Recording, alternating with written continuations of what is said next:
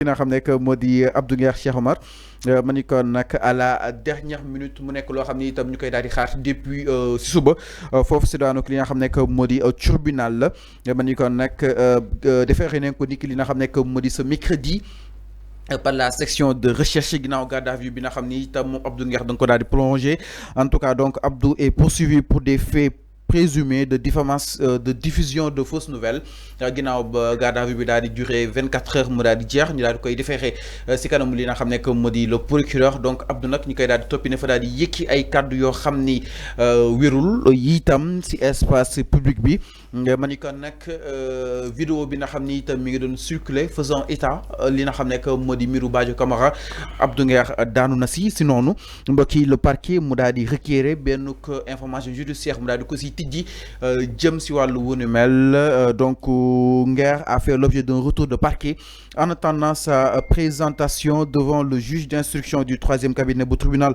bu grande instance aux classes de Dakar bi nga xam ni itam moo daal di chargé boobu de dossier mbokk yi ma ni kon li nga xam ne que moo di tribunal bu grande instance aux classes bu Dakar si 3e cabinet bi moo daal di jël dossier ki nga xam ne que moo di Abdou Nguer Abdou dinañ ko daal di atte ni ki li nga xam ne que moo di ce jeudi il sera fixé sur son sort à l'issue de son face à face avec le magistrat instructeur ma ni kon ëllëg incha allah dina daal di jëñook ak waa di nga ko daal di déglu suba dina daal di jëñook ak 3e cabinet du tribunal de grande instance aux classes de Dakar donc ëllëg incha allah Abdou dinañ ko daal déglu ginnaaw ba ko procureur daal di yóbbee yi fii li nga xam ne que moo di en instruction naka na ko daal di jàngatee Cheikh Omar si wàllug juridique par rapport ak garde à vue bi ba tey fu mu yegg si nii jëm son audition par le 3e magistrat du juge instructeur concrètement xam naa ni sa xarit la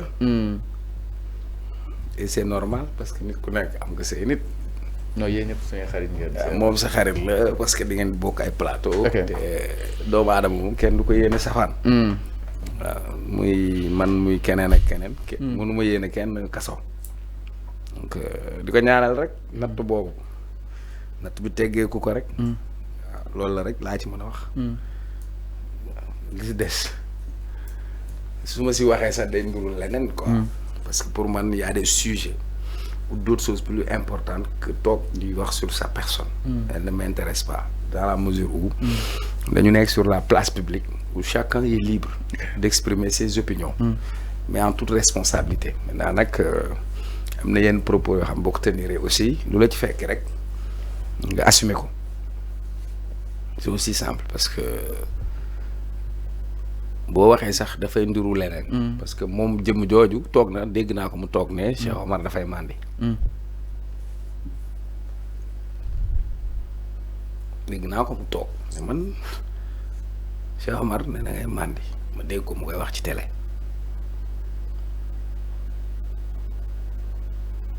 jégal naa ko nag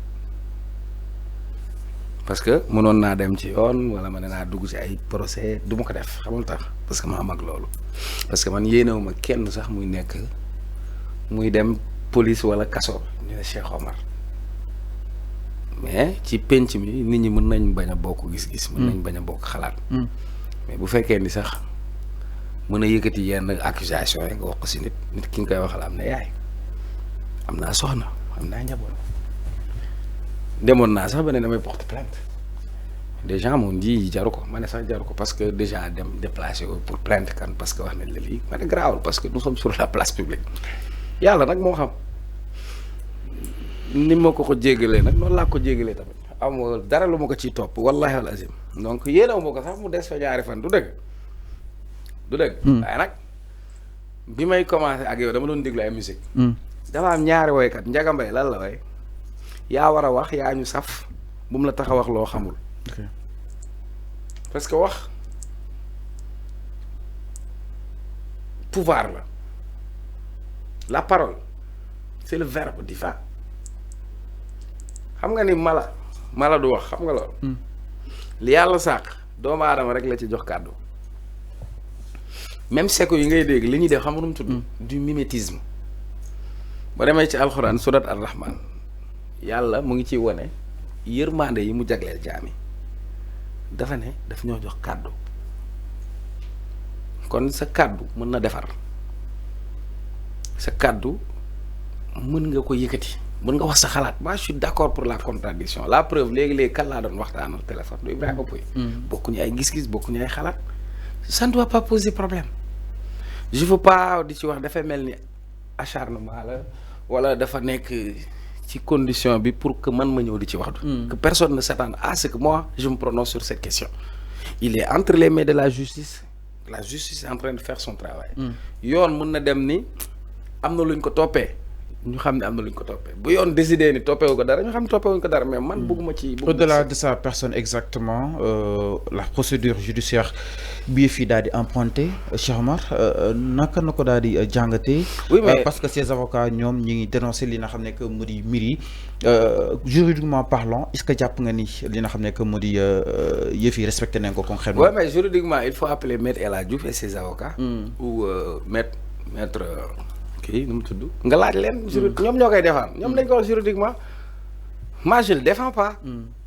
mais li feeñ si espace public bi. concrètement nan la ko daal di jàngatee sama yoon newu ci sama ngañ newu ci laa la wax. c'est que yaa bëgg a dugal ci gaam boobu dugguma ci ay procédure jugement waxuma ko tey te doo ko dégg tey. doo ko dégg sama yoon newu ci. ba ma la waxee dès le début laa ne la. donc ak grosso modo jàpp nga ni ku nekk say kàddu na la engagé. waxuma ay. au-delà de cadre c'est un problème comportemental grand moi je demande rien sama yoon newu ci que chacun prenne ses responsabilités que chacun assume ses positions c'est aussi simple je veux pas nga may dugal ci gaam bugguma ci waxtaan boobu sincèrement close ko quoi xam nga ko close parce que sa personne m'importe peu quelqu'un qui s'est mis en public pour me traiter man Cheikh Omar Talla day mandi man bi ma juddoo ba tey alxuraan karim barki alxuraan karim billaahi wallaahi wa taala toq sàngara mosul dugg sama gémmiñ samay juróom-ñeenti maam nga mën a toog yow nga accuser ma loolu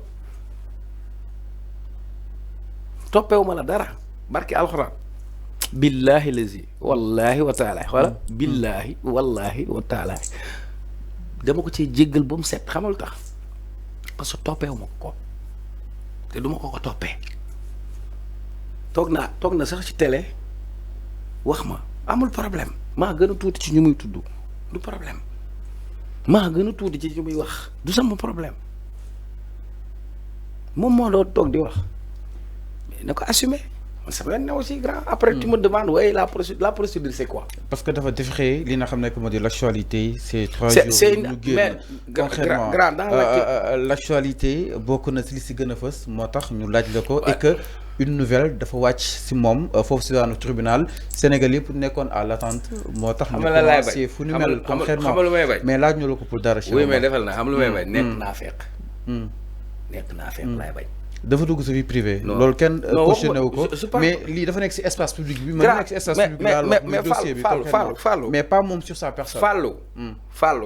et tu es libre de ne pas y prononcer. Fallou tu m'as fait prononcer. sur un sujet pendant presque 5 minutes ou 10 minutes. tu me parles d'une actualité. wax naa la li ma ciy wax. donc au niveau lu defal ndànk. am na yeneen actualité yu mu ëppal solo. xam ban actualité moo ma ëppal solo. laaj ma ko doo ma ko laaj. donc Sénégal dañu soxla koppar. moment bi nga xam ni FMI nee na du ñu lebal ñu def levée de fonds. et nous y reviendrons. ba xaar defal ndànk sur 150 milliards. lañ soxla woon.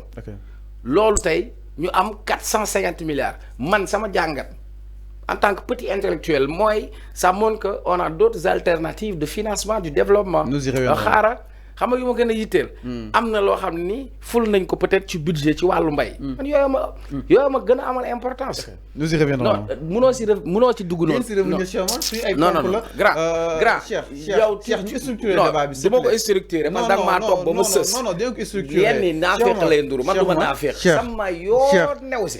Cheikh tu es libre. Tu es libre. Ne me parle pas de ça. Tu es libre de et puis enlever sa tête devant moi, quoi, sincèrement. Non. Je ne veux pas parler de ça. Pour moi, sonal. Non, cher moi, c'est la réalisation. Nous allons la réalisation. Non. Donc, on va structurer le débat. Tu as décidé de s'abstenir.